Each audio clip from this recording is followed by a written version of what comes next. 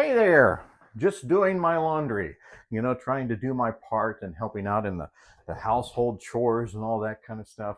Now, I can do laundry. Of course, if any one of these things break, I have no idea what I'm doing and will probably wear the same clothes for the rest of my life. But, one thing I do know about laundry is when you're transferring it from the wash to the dryer, fabric softener. Fabric softener is so important. You can either do it in the wash with the liquid stuff there, or you have those little dryer things, you put those in. Either way, it helps kind of soften things up a little bit because I don't know about you.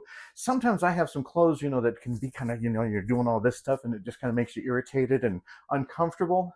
We should remember that in the way that we communicate with one another. Say you're having a difficult conversation with somebody, something you disagree on.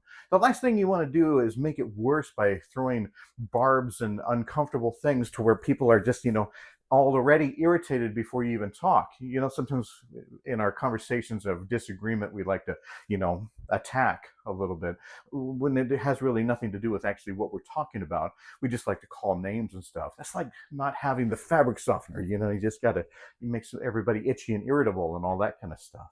But if we add some fabric softener to our communication, in other words, use nice words and treat people with dignity and respect and focus on maybe the issue that you don't agree with, but don't use it as a barb and all that kind of stuff. And don't go after just trying to make somebody, all nervous and uncomfortable. You might actually get a little bit more done if most people are feeling, not so, I have this blanket that gets really itchy, and if I try to watch movies with a little blanket on me, my cocoa, it just, and I'm doing this all the time, I don't even know what's happening.